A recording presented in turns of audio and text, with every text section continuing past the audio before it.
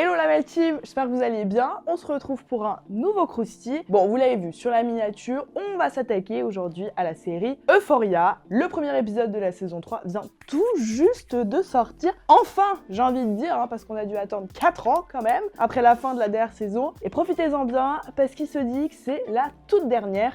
Mais ça, on y reviendra un peu plus tard. Alors, je prends ma petite tasse de café, parce qu'on est un petit peu tôt aujourd'hui ce matin. Et c'est parti pour parler d'Euphoria, et plus précisément de toutes les polémiques autour de la série qui regroupe Zendaya, Sydney Sweeney et Jacob Elordi. Parce qu'alors, entre le retard de sortie, les désaccords avec le créateur Sam Levinson, ou encore les accusations de plagiat, il n'y a pas que les scènes de sexe et de drogue qui sont problématiques. Allez, on perd pas de temps, et on y va. Et on commence avec une info un peu dernière minute, elle sort du four celle-là. Mais si vous aimez le perso de Jules, interprété par Hunter Schafer, sachez qu'elle a été complètement snobée dans cette saison 3. Alors que c'est quand même un des persos préférés des fans dans la série. Moi je l'adore personnellement. Mais déjà, lors de l'avant-première à Los Angeles, Sam Levinson, le créateur, l'a complètement ignoré dans ses remerciements au cast et à la production, alors que, encore une fois, c'est quand même pas un personnage secondaire dans l'histoire. Ensuite, dans la bande-annonce, si vous l'avez vu, et on va y revenir un peu plus tard, mais on la voit pas beaucoup, on sait pas trop quel arc va être développé autour de Jules dans cette saison 3. Et ensuite, il y a les premières critiques qui sont sorties sur la série, et apparemment, elle n'apparaît absolument pas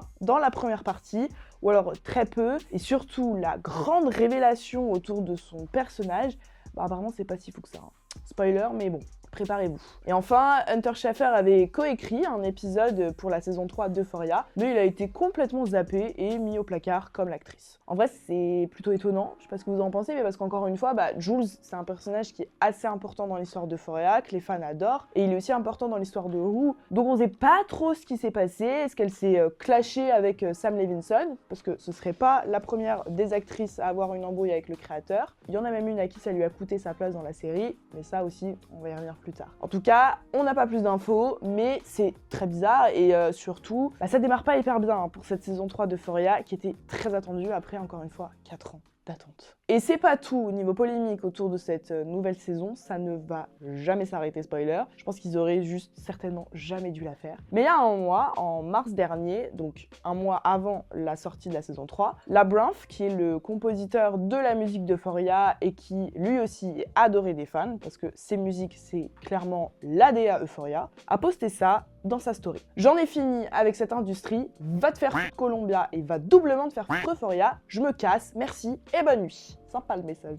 Alors au moment où il poste ça, il en dit pas plus, donc on sait pas vraiment ce qui s'est passé, mais il y a plusieurs théories qui commencent à émerger sur les réseaux sociaux. Soit il se serait embrouillé avec Sam Levinson, parce que encore une fois, vous allez voir que tout le monde s'embrouille avec lui. Soit ce serait à cause d'un différend financier entre lui et la production. Ou encore, dernière théorie, ce serait à cause de Hans Zimmer. Alors vous allez me dire, mais qu'est-ce qu'il vient faire là celui-là ? Tout simplement, le compositeur qu'on connaît pour Pirates des Caraïbes, Gladiator ou encore Interstellar, a rejoint l'équipe d'Euphoria pour cette saison 3. Et il y aurait peut-être eu des désaccords artistiques entre les deux, peut-être même que la production aurait laissé moins de place à Labrinth. Bref, tout ça, c'est que des suppositions, on connaît pas la vraie raison derrière le message de Labrinth, mais ce qu'on sait, c'est que, désolé de vous décevoir et de vous l'apprendre comme ça, mais aucune musique de Labrinth ne sera utilisée dans Euphoria. Il n'est apparemment même pas crédité au générique. Alors, on entendrait juste les compositions de Hans Zimmer. Ça, c'est tombé 3 jours avant le début de la nouvelle saison, en même temps que les critiques. Et on ne sait toujours pas, en fait, ce qui s'est passé pour qu'il poste un message comme ça et qu'il soit, lui aussi snobé pour cette nouvelle saison, comme Hunter Schafer. Alors que Labrinth, c'est Euphoria, clairement. Et en parlant des critiques, elles sont quasi toutes unanimes sur cette nouvelle saison. Franchement, c'est catastrophique. Apparemment, c'est vraiment catastrophique. Franchement, je sais plus trop si j'ai envie de la regarder. Parce qu'entre le cast, les intrigues, la production, tout le monde en prend pour son grade. Tout le monde se fait défoncer. Apparemment, c'est mal joué. Les histoires, elles n'ont ni queue ni tête dans l'ADN d'Euphoria, ça n'a aucun sens. Et apparemment, ça sent même qu'il n'y a clairement aucun acteur qui a vraiment envie d'être là, qui est clairement pas investi dans son rôle. Alors après, honnêtement, entre la polémique de Labrinth en mars et l'avant-première à Los Angeles, dont personne n'était au courant, on va dire que ça commence plutôt très mal pour Euphoria et on a vraiment l'impression que personne n'assume ce retour. Franchement, après 4 ans d'absence, moi je m'attendais à ce que tout le monde parle d'Euphoria, de voir des tapis rouges avec les acteurs et actrices aux 4 coins du monde, j'en perds mes mots. Et non, il n'y a eu qu'une avant-première. Alors, tout le casting était réuni, ils ont réussi à faire ça, Jacob Elordi, Sydney Sweeney, Hunter Schafer, Alexa Demi, et même Zendaya. Alors, elle est venue juste pour 10 minutes, hein, elle a posé sur son tapis rouge, puis hop, elle s'est cassée dans son van, mais on l'a vue avec personne d'autre. Et surtout pas Sydney Sweeney, parce que oui, on ne les verra plus jamais ensemble, et là, on va commencer à sortir aussi le thé. Alors, à la base, les deux, donc Zendaya et Sydney Sweeney, elles s'entendent plutôt bien. Sur les anciennes promos, elles posaient ensemble. Il n'y avait pas l'air d'avoir un problème entre elles. Mais tout a basculé après la fameuse pub de Sydney Sweeney avec American Eagle, avec le slogan qui avait fait polémique, Sydney Sweeney a de bons jeans, qui voulait dire aussi Sydney Sweeney a de bons gènes. La marque et l'actrice avaient été accusées de racisme et de suprématisme blanc, on connaît l'histoire. Et en plus, dans le le même temps de cette pub, la presse avait dévoilé que Sydney Sweeney était inscrite sur les listes républicaines aux États-Unis et que donc elle aurait potentiellement voté pour Donald Trump. Sauf que Zendaya, c'est une démocrate revendiquée, et alors c'est que des rumeurs, rien n'a été dit publiquement, mais depuis ce moment, et ces deux polémiques, Zendaya, elle veut plus du tout s'afficher avec Sydney Sweeney. C'est une personne qui contrôle énormément son image, et pour elle, si elle s'affiche avec sa partenaire d'Euphoria, donc que ce soit un tapis rouge, une cérémonie, même une interview, elle a peur que les gens pensent qu'elle lui pardonne en fait les polémiques, qu'elle ne le prend pas au sérieux, donc sachant que surtout que Sydney Sweeney ne s'est jamais excusée ou remise en question après la pub American Eagle. Donc c'est certainement pour ça que Zendaya a fait une apparition éclair là, bip bip sur le tapis rouge. Puis de toute façon, on a clairement l'impression qu'elle a vraiment plus envie d'être là, elle a plus envie d'être associée à Euphoria, on sent qu'il y a vraiment une cassure et qu'elle est beaucoup moins à fond qu'avant. Alors moi, ce qui me fait dire ça, c'est qu'avant Euphoria, elle était par exemple en promo pour le film donc The Drama, et pendant ses interviews, elle parlait de tous ses autres projets à venir, Spider-Man, Dune ou encore l'Odyssée. Mais alors Euphoria, pendant un moment, elle n'en parlait mais absolument pas. On a l'impression que c'était le sujet dont il ne fallait pas prononcer le nom. Alors elle a eu quelques mots sur le plateau du The Drew Barrymore Show le 2 avril dernier. Alors elle a vraiment dit 3 phrases, attention, mais au moins elle en a parlé, enfin plus précisément de son personnage de Rue. Elle a dit « Euphoria m'a brisé le cœur, Rue m'a tellement appris sur la vie, la prod et le casting m'ont vu grandir, je dois tellement à cette série, Rue m'a tellement appris sur l'empathie et la rédemption ». Voilà, c'est tout ce qu'elle dit, elle tease rien de ce qu'on pourrait voir dans la série, ni ce qu'elle en pense ou quoi, bon, c'est assez vague, hein. Le seul spoiler qu'elle donne, c'est que cette 3e saison sera très certainement la dernière d'Euphoria. Et je pensais pas dire ça, mais en fait, heureusement au final, parce que quand on voit qu'on a déjà dû attendre 4 ans entre la saison 2 et la 3, on se dit alors combien de temps pour une saison 4 on pourrait attendre, et en vrai, la hype elle est passée parce que la génération, ma génération, la vôtre aussi, qui avait découvert Euphoria, on a grandi, donc je pense qu'on est un peu moins hype par ce type de projet, même si pour moi honnêtement j'ai adoré la regarder. Je m'attendais en vrai à la base, je vous mens pas, à une série très teen, alors que pas du tout, j'ai été agréablement surprise, c'était très trash. Et pour revenir sur ce temps d'attente très long, il y a quand même plusieurs facteurs qui l'expliquent.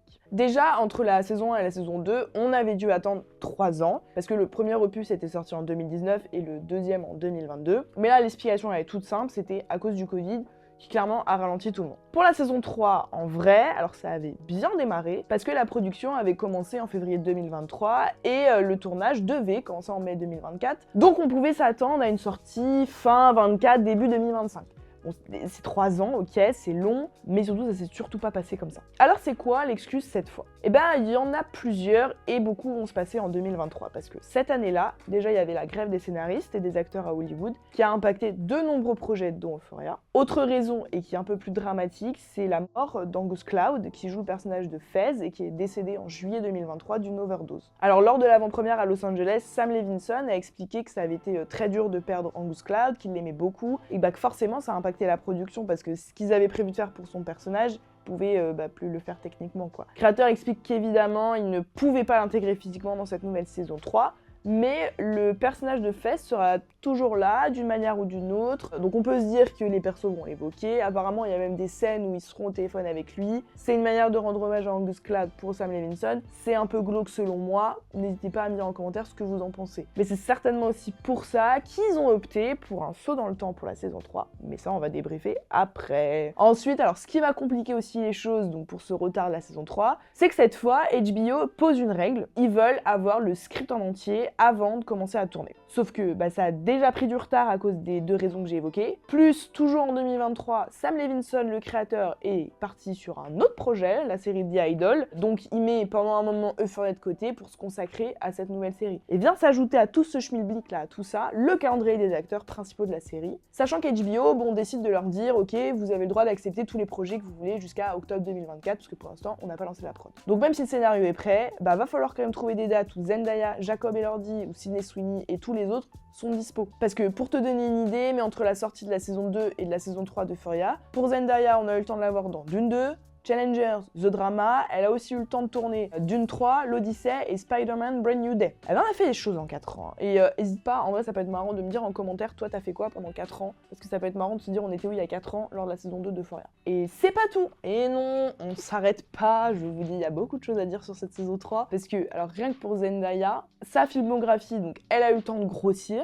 Et qu'est-ce qui grossit en même temps que la filmographie? Et bah le cachet. Et typiquement pour la saison 3, elle prend 1 million de dollars par épisode, alors qu'elle prenait que 500 000 dollars pour les saisons 1 et 2. Donc elle a clairement doublé, donc il y a aussi une question d'argent qui rentre en compte pour ce retard de production. Et tout ça, la grève des scénaristes, la mort d'Angus Cloud, les autres projets de Sam Levinson, le calendrier des acteurs, ça explique pourquoi la saison 3 a pris autant de retard. Et dites-vous que, alors nous déjà, on savait pas trop si on allait quand même avoir une 3e saison d'Euphoria, parce qu'on l'avait un peu oublié, on avait clairement perdu espoir. Pour les acteurs, c'était pareil, ils pensaient que cette saison 3 n'allait jamais voir le jour. En avril 2024, ça fait déjà donc 2 ans qu'on attend. Zendaya, elle est en promo pour son film Challengers, et le média Variety lui demande si une saison 3 d'Euphoria existe. Alors, petite parenthèse, il faut quand même savoir que Zendaya est productrice exécutive sur le show. Donc par exemple, ce genre d'infos, elle, normalement, elle devrait être au courant, elle devrait savoir. Mais pas du tout, clairement. Elle répond que l'existence d'une saison 3 ne dépend pas d'elle, qu'elle, elle est partante pour une suite si ça convient au personnage, et que tout se passe comme il faut. On n'a toujours pas la réponse à notre question, et surtout, en vrai, on sent dans l'interview qu'elle est quand même un peu hésitante dans ses réponses, donc à ce moment-là, ça sent pas bon cette histoire, on perd encore plus espoir. Et en août 2024, c'est au tour de Hunter Schafer d'être questionné sur une potentielle saison 3 d'Euphoria. C'est dans le podcast Call Her Daddy. Alors, est-ce qu'on va enfin avoir des nouvelles de sa part? Toujours pas. L'actrice explique qu'elle n'est même pas au courant elle-même, qu'aucune personne du casting ne sait s'il y aura une saison 3, ni alors si elle doit avoir lieu et quand. Bon, ça sent un peu le roussi, toute cette histoire, parce que si même les acteurs ne sont pas au courant, 2 ans après, en 2024, d'une saison 3, on peut se dire que la série, elle va être annulée. Moi, c'est ce que je pensais, parce que je me suis dit, il y a plein de projets comme ça, où les prods, ça prend du temps, et au final, ils se rendent compte que ça vaut peut-être pas le coup de se casser la tête et d'investir autant d'argent et autant annuler. Sauf que HBO, non, ils tiennent tellement à Euphoria qu'ils sont prêts à attendre. Mais pourquoi est-ce qu'ils misent autant sur Euphoria? Alors, quand la première saison sort en 2019, c'est un vrai carton. Ce qui plaît, c'est que ça reprend en vrai les codes de la teen série qui cartonnait dans les années 2010, mais c'est tout remis au goût de 2019. Euphoria, c'est une vraie identité, que ce soit au niveau des couleurs, de la musique, et en fait, elle se démarque des autres séries par cette esthétique qu'on voit nulle part ailleurs. Et ça plaît à la Gen Z, qui est clairement le public visé, parce que l'intrigue en plus se passe au lycée avec des jeunes qui sont en quête d'identité, et ça reflète un peu tout ce qui se passe dans la société à ce moment-là. Et surtout, elle est trash. Elle montre tout, que ce soit les scènes de sexe, de drogue, les bagarres, il n'y a aucune censure dans cette série. Et ça fait du bien aussi de voir quand même une série qui n'hésite pas à vraiment tout montrer, tous ces sujets qui sont souvent un peu tabous. Alors parfois il y a des scènes assez malaisantes. Moi je me souviens, je l'ai regardée dans le train, la série. À un moment donné, il y avait une scène de sexe, je vous mens pas, j'avais baissé la luminosité de mon téléphone, j'avais même posé le téléphone sur la table parce que je me suis dit, bon, je suis pas encore assez à l'aise pour que je regarde comme ça, tranquille, une petite scène de sexe avec un voisin qui regarde et qui se dit, elle est un peu détraquée celle-là. Mais bon. Et pour ce qui est de la drogue, on pense tout de suite au personnage de Rue dans la série d'Euphoria, parce qu'on la voit sombrer dedans, on la voit essayer de s'en sortir, elle ment même à sa mère sur sa consommation. Alors, ça a valu aussi un bad buzz de la première saison parce que justement elle était jugée trop trash. Il y a même une association américaine, DARE, qui avait accusé Euphoria de faire la promo de la drogue. Ce à quoi Zendaya avait répondu: tout ce que nous avons toujours essayé de faire avec Euphoria est d'aider, espérons-le, les gens à se sentir un peu moins seuls dans leur expérience et leur douleur. Mais ce trash, il permet quand même à la Gen Z de s'identifier aux différentes problématiques des personnages, de se retrouver en eux, et aussi, ce qui est pas mal dans cette série, c'est que tous les comportements sont expliqués par le passé. On a pas mal de flashbacks, d'histoires des personnages, on pense notamment à Cassie et Lexi. C'est pour montrer comment la personne a grandi et pourquoi aujourd'hui elle est comme ça. Et c'est ça que le public aime bien, c'est que la série ne triche pas. Et c'est évidemment pour toutes ces raisons-là, pour tout ce succès, que HBO veut absolument sa saison 3, qu'ils veulent pas arrêter la série.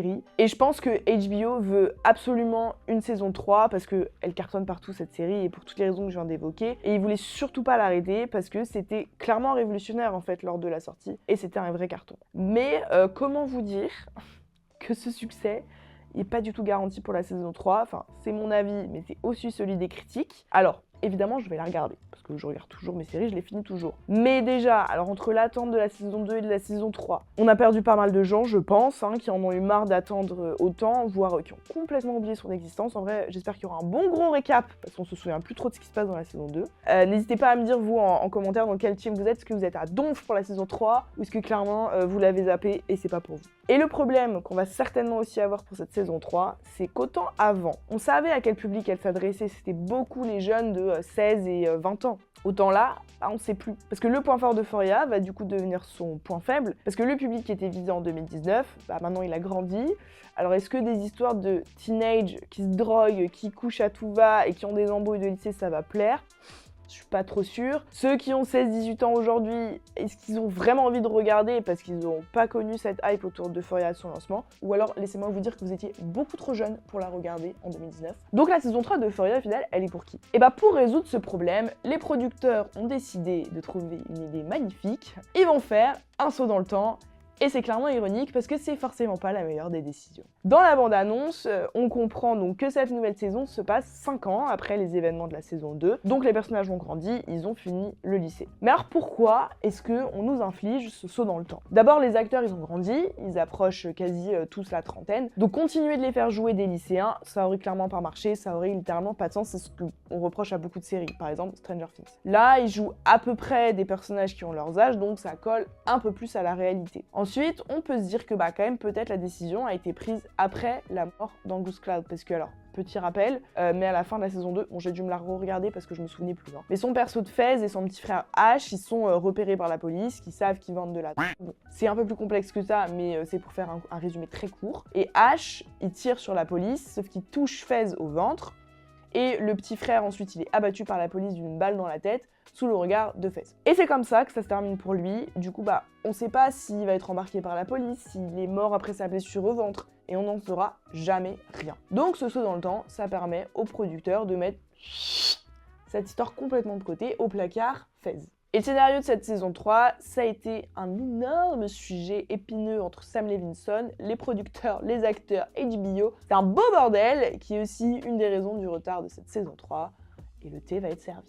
Par exemple, pour le personnage de Rue, Sam Levinson voulait à la base qu'elle devienne mère porteuse, sauf que Zendaya, elle a pas du tout aimé cette idée. Ensuite, autre idée de génie de Sam Levinson, il a voulu qu'elle soit détective privée. Mais là encore, elle a dit non, stop, là, tu déconnes trop. Parce qu'elle se dit, comment tu peux passer d'une ado qui lutte contre ses addictions, qui galère, qui ment, qui doit même 10 000 $ à un dealer, à une femme totalement rangée en seulement 5 ans et qui est maintenant de l'autre côté et qui est devenue détective privée. Ça n'a aucun sens. Donc rien que pour ce personnage, c'était compliqué de se mettre d'accord. Et alors apparemment, tous les acteurs ont eu au moins une fois un désaccord avec Sam Levinson sur une idée de plot qui était réservée à leur personnage. Même HBO aimait pas les idées, c'est pour dire. Bref, personne n'était content, donc ça a mis du temps de trouver de nouvelles idées, de les proposer, de les mettre en place, de changer quand ça va pas. Un beau bordel, comme je vous ai dit. Alors du coup, c'est quoi l'intrigue finale de cette saison 3? Donc de ce qu'on a pu voir dans la bande-annonce et les trailers. Sydney Sweeney, aka Cassie, devient influenceuse OnlyFans et elle va se marier avec Nate, qui est joué par Jacob Elordi. D'ailleurs, concernant Sydney Sweeney, les critiques,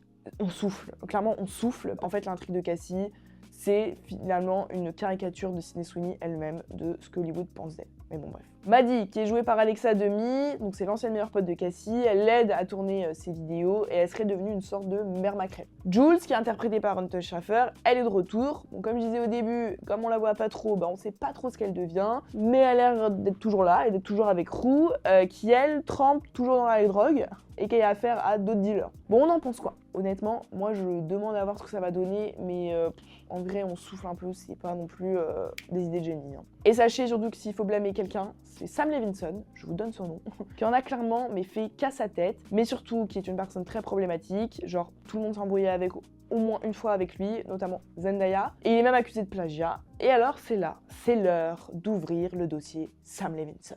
Dès le début de la création de la série, ça portait très mal pour lui parce qu'il a été accusé de plagiat pour Euphoria. En fait, ce qui s'est passé, c'est qu'il est tombé sur le travail d'une photographe qui s'appelle Petra Collins, qui faisait des photos dans l'esthétique qu'on connaît aujourd'hui, qui est celle d'Euphoria, mais à la base, ça vient tout d'elle, ça part de là. Sam Levinson, il a kiffé son travail, il a kiffé la DA, il l'a contactée pour qu'elle vienne travailler sur la série, ce qu'elle a fait pendant 5 mois, en créant toute l'esthétique, puis elle a été virée.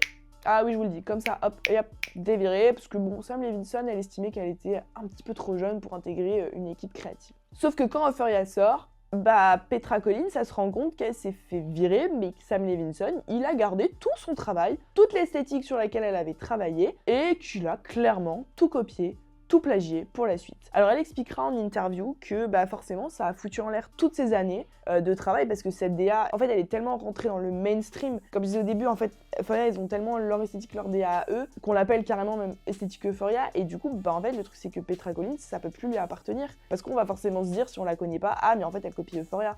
Alors que bah c'est elle qui est à la base de tout ça. Donc elle sait qu'elle va devoir changer tout son travail, toute sa DA. Donc comment vous dire que déjà, ça donne le ton sur le personnage de Sam Levinson, mais évidemment, ça ne s'arrête pas là, vous me connaissez, parce que même les acteurs et la production vont subir sur les plateaux de tournage les caprices du créateur. Le premier indice qu'on va avoir sur ces tournages qualifiés de toxiques, c'est une interview de Jacob Elordi en 2022. Alors il raconte que la semaine de tournage pour l'épisode du Nouvel An, si vous en souvenez dans la saison 2, était clairement infernale et très épuisante. Alors en soi il dit que ça, mais c'est assez étonnant parce que c'est une des premières fois qu'un acteur d'Euphoria parle des conditions de travail sur le tournage. Et comme c'est assez cru et direct, les gens commencent à se poser des questions. Moda Pato, qui joue Lexi, elle en rajoute une couche en disant que les périodes de travail elles sont très chargées, qui commencent à 18h et que parfois il termine à 5h du matin. Et là, on va avoir des membres de la production qui vont commencer à raconter anonymement ce qu'ils vivent vraiment sur les tournages. Donc ils confirment que les journées sont très chargées, qu'ils font du 18h, 5h du matin, qui peuvent tourner pendant 18 heures d'affilée. Il y a même certains acteurs et certains membres de la production qui se sont plaints auprès du syndicat des acteurs et un organisme s'est carrément rendu sur le tournage pour voir si les normes de travail étaient respectées. On en est là. Et apparemment, ces longues journées, alors c'est pas parce qu'ils tournaient beaucoup ou que ça prenait du temps. Non, non, non. C'est à cause de qui? À cause de Sam Levinson, parce qu'il faisait pas de planning, non, il arrivait les mains dans les poches sur son tournage, il savait pas ce qu'elle allait être filmé, il décidait au dernier moment, et toi tu vas me faire ça. Donc surtout ça veut dire qu'il y a des acteurs aussi qui venaient tous les jours sur le tournage, sans savoir s'ils allaient tourner ou non, et clairement il y en a qui venaient pour rien parce qu'ils se rendaient compte que finalement ils tournaient pas. Mais ils pouvaient pas partir parce que comme les journées elles sont longues, à tout moment Sam Levinson il décidait que vas-y il reste 2 heures, tu vas tourner ta scène. Et c'était pareil avec les figurants, et encore, parce qu'il n'y avait pas de local pour les faire attendre, donc quand ils attendaient d'être appelés, ils devaient attendre dans le froid et sans avoir rien à manger. Donc quand tout ça sort dans la presse, Sam Levinson est tout de suite qualifié de toxique et de personne problématique. Et à ce moment-là, Jacob Elordi, il va revenir sur ses propos. Non, en fait, les journées de tournage, ok, elles sont infernales, ok, elles sont chargées. Mais en vrai, j'adore ces périodes chargées, j'adore travailler avec Sam. Bon, on sent clairement que c'est la prod qui lui a demandé de rectifier pour éviter que ça colle une mauvaise image à Euphoria. Il y a même HBO qui va faire un communiqué dans lequel ils disent que la série priorise bien le bien-être des personnes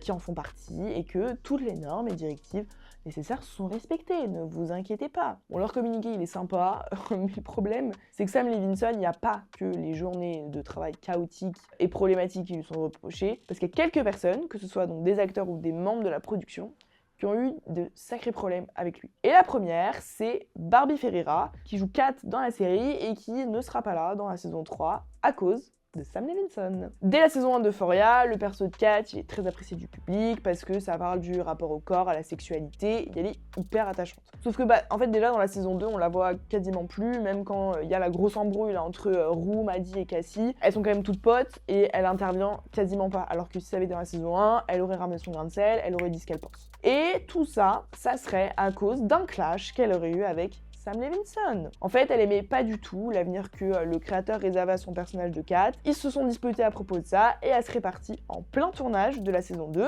Du coup, Sam, il a décidé de couper ses scènes et son perso. Juste après ça, elle publie un long message sur ses réseaux sociaux où elle fait ses adieux à Kat. Après 4 ans à donner ma vie au personnage le plus spécial et énigmatique, Kat, je dois lui dire au revoir, les yeux pleins de larmes. J'espère qu'elle vous a apporté de la joie en suivant son parcours jusqu'à devenir le personnage qu'elle est aujourd'hui. J'ai mis tout mon amour et tout mon cœur en elle et j'espère que vous l'avez senti. Je vous aime. Toi aussi on t'aime Barbie, nous aussi on t'aime Kat. Un an plus tard, en 2023, donc l'histoire d'ici là, elle est un peu mise au placard, personne n'en reparle, mais elle revient dans une interview sur son départ de la série. Et en fait, elle explique qu'elle est pas du tout partie comme ça, elle est pas du tout partie en plein tournage comme ce que les gens disent. En fait, c'est qu'elle a quitté, alors oui, elle a quitté le plateau, mais c'est parce qu'elle s'était blessée à la cheville et qu'elle avait dû aller faire une radio et rien de plus. Et au sujet de Sam Levinson, elle explique de manière assez modérée quand même. Je pense qu'il y a des endroits où Kat aurait pu aller, mais je ne crois pas que ce serait bien intégré dans la série. Je ne sais pas si on lui aurait rendu justice, et je crois que les deux parties le savaient. Je voulais vraiment ne pas être la grosse. Barbie Ferreira expliquera que le gros problème d'Euphoria, c'est que en fait c'est beaucoup de personnages féminins, mais qui sont écrits et qui sont développés par un homme, donc forcément c'est un peu moins fidèle à la réalité, et c'est là où on arrive à des divergences de script et de plot pour les personnages. Et alors après Barbie Ferreira, tenez-vous bien, c'est avec Zendaya que Sam Levinson a eu un gros clash, et les deux seraient d'ailleurs encore en froid. On les a pas trop vus ensemble à Los Angeles. Alors à la base ils s'entendaient bien, ils étaient même assez proches, sauf que tout a débarrappé quand Sam Levinson est parti travailler sur son autre série The Idol en 2023, parce que encore une fois du coup ça a énormément retardé la saison 3 d'Euphoria. Et je te rappelle que Zendaya c'est l'une des productrices exécutives de la série, donc forcément si lui il peut pas avancer sur les scripts de la série, elle en tant que productrice elle peut pas non plus, et ça impacte son calendrier qui est très chargé. Et d'ailleurs, ce calendrier très chargé, ça lui aurait été reproché comme une autre des raisons du retard d'Euphoria. En gros, on dit que c'est un peu de la faute de Zendaya aussi s'il y a eu du retard. Enfin bref, en tout cas, Zendaya, elle est montée au créneau, elle a même fait part à HBO de son mécontentement et qu'elle comprend pas pourquoi ils l'ont laissé partir travailler sur un autre projet au lieu de se consacrer à la saison 3. Et l'autre problème, c'est qu'après la saison 2, c'est là où toutes les polémiques que j'ai évoquées plus tôt ont commencé à sortir sur Sam Levinson, sauf que forcément, ça impacte Euphoria. Et du coup, ça impacte aussi Zendaya qui travaille dessus. Et encore une fois, comme elle protège énormément son image, elle n'a pas forcément envie que sa réputation soit entachée à cause de lui. Alors c'est parti très loin apparemment entre les deux, et qu'il y a même HBO qui a dû intervenir pour calmer un peu le jeu, éviter surtout qu'il y en ait un des deux qui décide de claquer la porte, parce que ce soit Zendaya ou Sam Levinson, ça aurait vraiment tout foutu la merde si un des deux partait. Et alors enfin, le dernier gros clash que Sam Levinson a eu, enfin du moins qu'on connaît, parce que peut-être eu d'autres, c'est celui avec Kevin Turen qui était comme Zendaya un des producteurs exécutifs de la série. En novembre 2023, Kevin Turen décède d'une crise cardiaque, et un peu avant sa mort, Sam Levinson avait rompu sa collab avec lui, mais de manière assez brutale. En fait, apparemment, ce qui s'est passé, Kevin avait expliqué ça à un ami à lui, en fait, on lui aurait proposé de travailler sur un autre projet, sauf que Sam Levinson, il a fait son petit jaloux, il a pas du tout apprécié qu'il aille travailler avec quelqu'un d'autre, donc il a décidé de tout couper avec lui. Pour la famille de Kevin, Sam Levinson aurait du coup provoqué la crise cardiaque du producteur, parce que après l'avoir viré, il aurait développé un stress immense, et même par exemple pour ses funérailles, Sam Levinson et sa femme Ashley ont été empêchés par la famille de Kevin de s'y rendre. Et pour remplacer Kevin Turen, Sam Levinson a tout simplement décidé de placer sa femme Ashley comme productrice exécutive du show. Sauf que ça passait pas du tout avec Zendaya, parce qu'elle était très agressive, elle était hyper protectrice envers Sam, on pouvait rien lui dire. Non, son mari il faisait tout bien, attention, on peut pas lui faire des reproches. Parce que Sam, je le rappelle, il est quand même décrit comme obsessionnel, narcissique, difficile à vivre et même à contrôler, et apparemment en fait il y avait que Kevin Turen qui arrivait à lui faire entendre raison et le contrôler, et apparemment sa femme Ashley, elle le laisse tout faire, pour lui il est parfait, il fait rien de mal, et c'est les autres qui sont problématiques et pas lui. Donc c'est un peu à cause de tous ces clashs de Sam Levinson et de son comportement en tournage que la série Euphoria a aussi un peu perdu en estime dans le cœur du public, parce que comment aimer une série alors que son créateur il serait horrible. Bon, en tout cas, la saison 3 d'Euphoria est enfin dispo. On espère vraiment que les 4 années d'attente valent le coup, je ne pense pas, mais n'hésitez pas à me dire ce que vous avez pensé de ce premier épisode dans les commentaires. Voilà, c'est la fin de cette vidéo. Merci à tous de l'avoir regardé, j'espère qu'elle vous a plu. Si vous avez des idées, des petites envies de sujets que vous voulez qu'on aborde, dites-le moi aussi en commentaire. Et nous, on se dit à la semaine prochaine pour une nouvelle vidéo. D'ici là, prenez soin de vous. Ciao, ciao!